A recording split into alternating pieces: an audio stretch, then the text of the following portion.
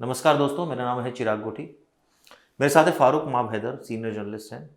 आज बात कर रहे हैं महाराष्ट्र की घटना की। बड़ी अजीबोगरीब घटना हुई। एक शख्स की शादी तय हुई, बड़ी मुश्किल से वैसे तय हुई। सब कुछ अरेंजमेंट कर लिया लड़की वालों ने। बारात आने का वक्त हो गया। बारात का शुभ मुहूर्त था 5 बजे के आसपास का, शाम को। 24 अप्रैल की घटना है। बारात पहुंच गई, लेकिन दूल्हे साहब नशे में टुलते।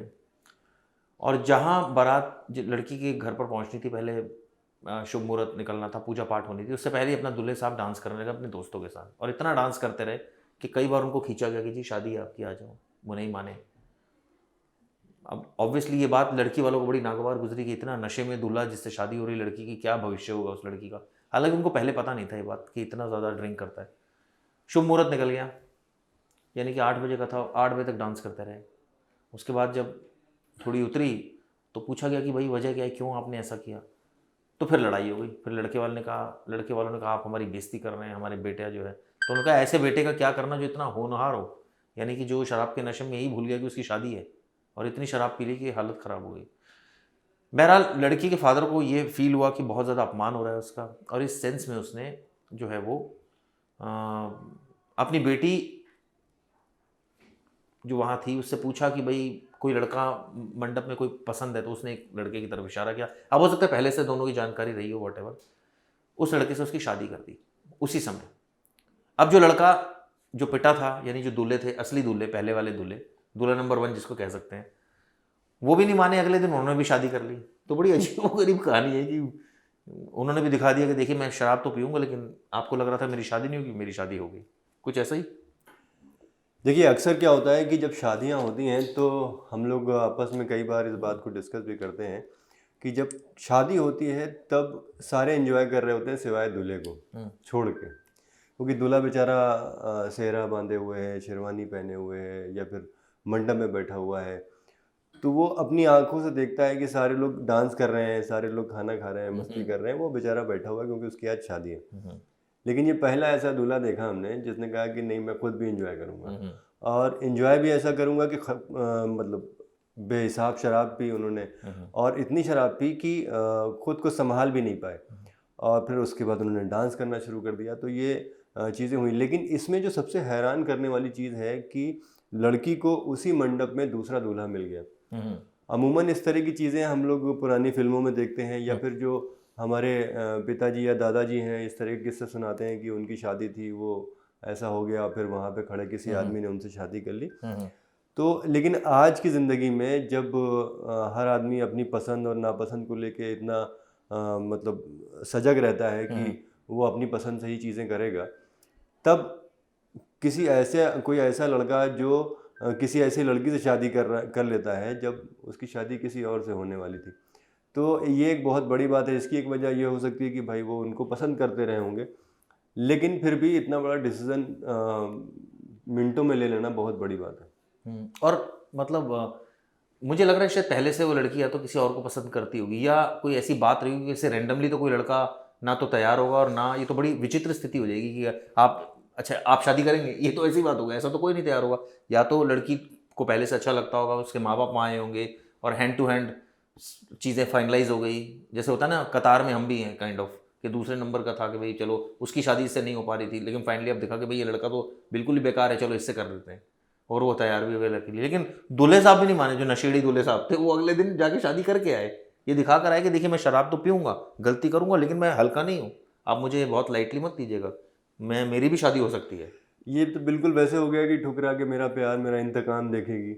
तो उन्होंने जो इंतकाम अगले ही दिन उसका इंतकाम ले लिया, और वो भी लड़की ढूंढ के, और उन्होंने शादी कर ली। ये खैर बहुत ही मतलब थोड़ा सा ये लाइट मोमेंट है। इस तरह की खबरें जब आती हैं तो हम लोग को लिखने में पढ़ने में भी बड़ा मज़ा आता है। हालांकि जिनके ऊपर ये गुजरती है वो उनको बहुत ज़्यादा फील होता होगा, जैसे कि लड़की के माँ बाप जिन्होंने कितनी तमन्नाओं से उसका शादी घर फाइनल किया होगा, उसके कपड़े फाइनल किए होंगे, बाकी सारी चीज़ें, और कितनी उम्मीदें रही होंगी उनकी कि लड़की इस घर में जाएगी, लेकिन होता कुछ उल्टा है। तो उनके उनकी तकलीफ़ को खैर हम लोग नहीं समझ सकते, क्योंकि वो खुद समझ सकते हैं। लेकिन हाँ, ये ज़रूर है कि इस तरह की जो चीज़ें हैं वो मजाक का ऐसा पात्र बन जाती हैं कि वो खबर तक बन जाती हैं। मतलब कुछ होते हैं कि आप मजाक का पात्र बन जाना, लेकिन वो चीज़ जो खबर बन जाए वो अलग लेवल की हो नहीं, जाती इसको है। इस सेंस में भी सोच सकते हैं हम मतलब जैसे कई बार हमारे जीवन में भी ऐसी घटनाएं होती हैं कि हम एक पर्टिकुलर सिचुएशन में बड़े हमने अजीब तरीके से रिएक्ट किया और बाद में हम उसी बात पर हंस रहे होते हैं कि यार मैंने कैसे रिएक्ट किया था यार, मतलब इसकी ज़रूरत ही नहीं थी। कई बार ऐसे हुआ हमारी लाइफ में, कई वाक़ये ऐसे आपकी भी लाइफ में होंगे कि हम पैनिक में थे तो हमने खबर लिख रहे थे तो क्या हालत हो गई थी हमारी तो बाद में हमें हंसी आ रही होगी। तो ये चीज़ें आपको सिखाती हैं बेसिकली कि, और देखिए वही है ना कि आपको पर्टिकुलर बड़ी सारी परिस्थितियाँ होती हैं, आपको जब तक नहीं पता तब तक वो चीज़ बड़ी है, जब पता लग जाए तो फिर तो आप मज़े मतलब एक तरह से एंजॉय करते हैं उस पर्टिकुलर सिचुएशन को। अब आपको नहीं पता तो आपके लिए, अब जैसे कई ऐसे भी लोग हैं जो जेल जाके एंजॉय करते हैं, कई ऐसे क्रिमिनल हैं जिनको लगता है कि जेल अच्छा कोई नहीं, जेल ही तो जाना है, मतलब उनके लिए दूसरा घर है काइंड ऑफ, ठीक है हमें पता है क्या होता है, कैसे रहते हैं, कौन कौन लोग हैं, कौन कौन कैसे डील करेंगे, तो वो डरते नहीं है, फिर वो कोई भी क्राइम करने से नहीं डरते हैं। और फिर उनको ये डर नहीं होता कि पुलिस मारेगी या उनको हथकड़ी बनाएगी या ले जाएगी, वो बड़े यूज टू होते हैं, उनको लगता है कि ठीक है लाइफ में कुछ ऐसा यूनिक नहीं हुआ है जो हमें नहीं पता है। हाँ, कोई पहली बार अगर जेल जाएगा तो ऑब्वियसली वो तो उसकी जान सूख जाएगी, उसके लिए एक अलग रिएक्शन होगा, उसके मन में अलग टाइप की गिल्ट होगी, वो नज़रें नहीं मिला पाएगा। लेकिन ऐसे लोग जो बेशर्म हो जाते हैं, और ये एक बड़ी अच्छी रिसर्च है, मैंने एक किताब पढ़ी थी जिसमें था बेशर्मों की जो सोच होती है। आप सोचिए कि जिसको कोई शर्म ही नहीं है वो कई बार बड़े काम भी कर जाते हैं, मतलब क्योंकि उसको शर्म ही नहीं है, वो कुछ भी कर देता है वो आदमी।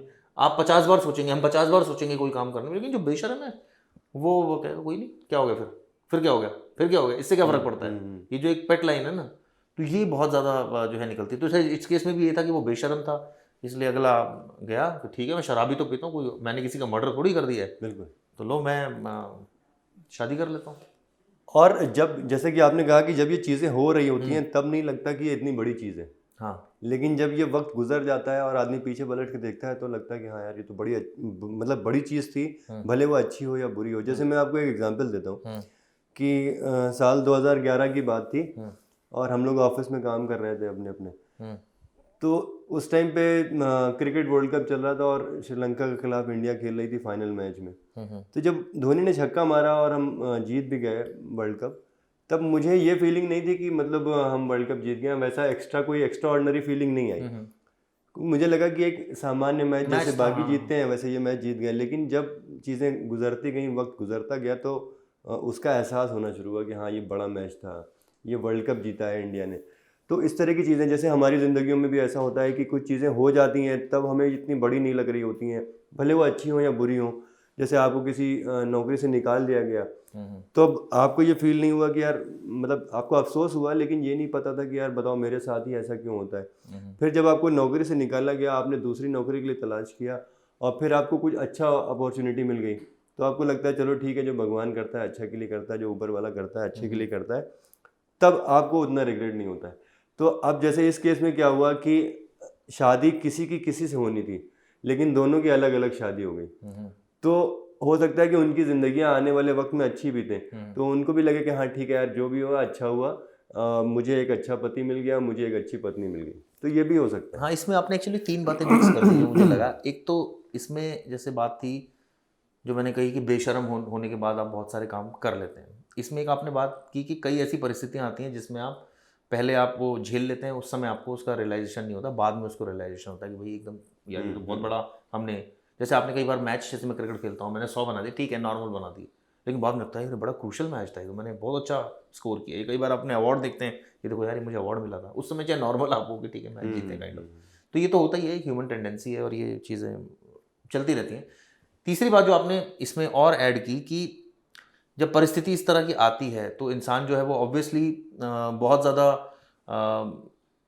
एक तरह से कहा है, जैसे मैं बोल रहा था कि बाद में हम हंसते हैं उन चीज़ों पर कि ये क्या था यार, हमने क्या किया था, ये could have in a better way, हम बहुत आसानी से भी कर सकते थे इसको, हमने इतना पैनिक क्यों कर दिया था काइंड ऑफ।